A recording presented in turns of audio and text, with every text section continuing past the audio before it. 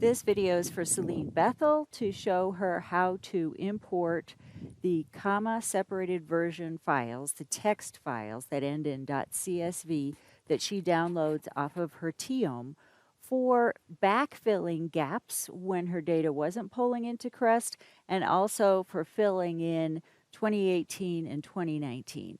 So let's take a look at her data. So she's got all these CSV files that she downloaded from her TEOM directly, and they look like this.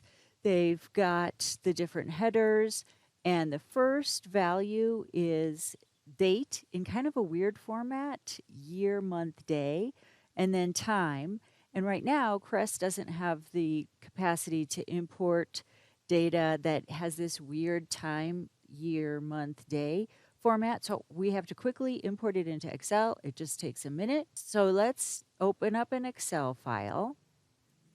And we go to Data up here on the tab. We say From Text.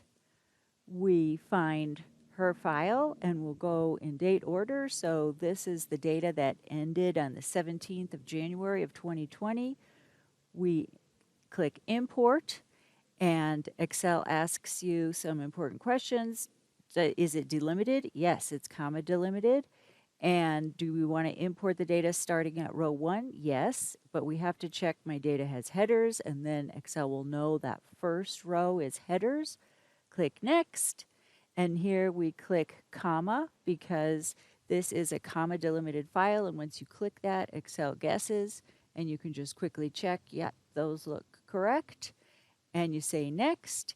And here what we want to do is specify that we're telling Excel that this is a date column, and so Excel can read it. We're going to say it is year, month, day, because that's what it is. And then we say Finish, and might as well import it at A1. And here we have it perfectly in the format to import into CREST. So now we go to CREST. We go to Secure Dashboard. We go to Air Data. We go to Manual Import. Select Import Type. And in this case, you could import the data in that grid format where every column is a new hour and every row is a day just for one parameter. Or you could import hourly data where every record is a new hour. We have hourly data.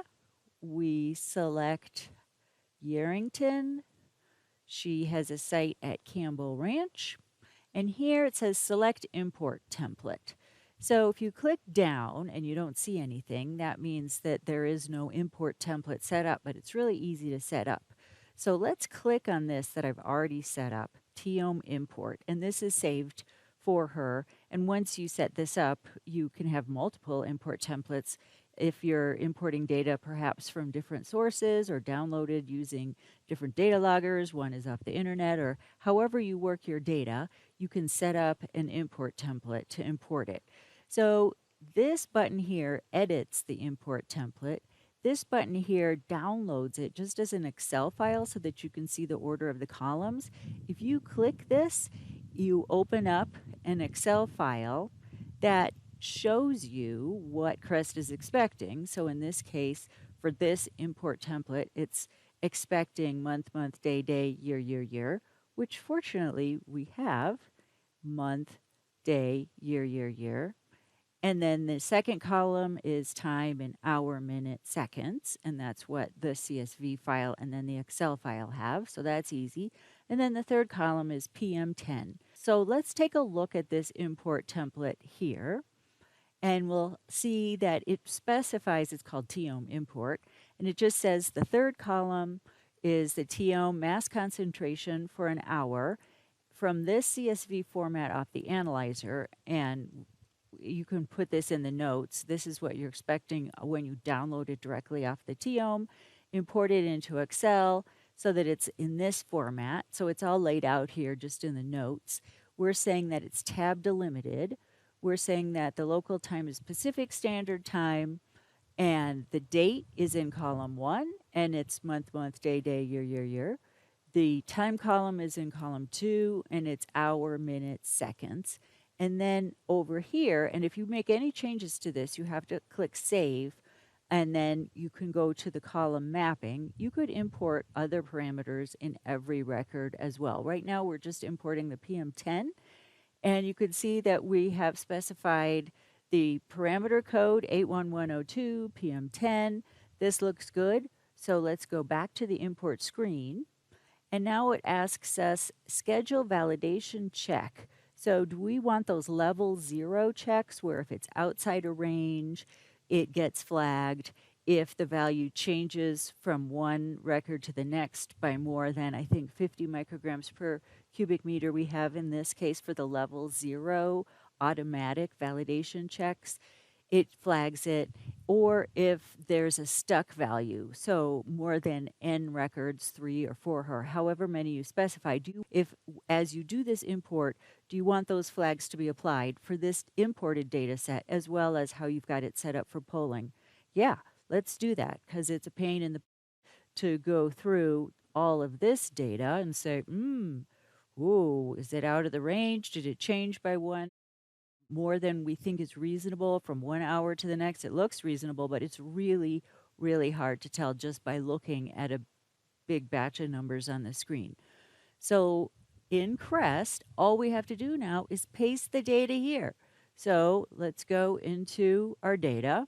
I click the first value under the headers, and to select it all very easily and not have to scroll, I do Control Shift right arrow, and then keeping the Control and Shift down. Then I click the down arrow. Now I've got that whole data set selected. I click Control C. Then I go into Crest, paste the data here. Then you click Import Data. Ba-ba. It says wait.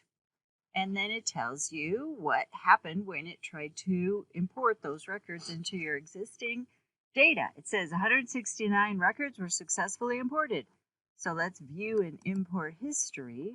And here it is. And if you wanted to look back over time and see the data that has already been imported, you can click here. Or if for some reason you imported the wrong parameter or something, you could delete all the imported records of any one of these data sets that you've previously imported. So what's great about this is that Crest keeps the notes for you. So let's take a look at data review, and let's look at February, and let's see what data was imported. Well, we've got PM10. Let's take a look at it. Whoa, you could see here that judging from the y-axis scaling all the way up to 500 micrograms per cubic meter, and these spikes here, we've got some seriously high concentrations.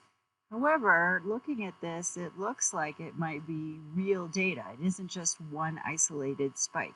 It's surrounded by values that have been increasing.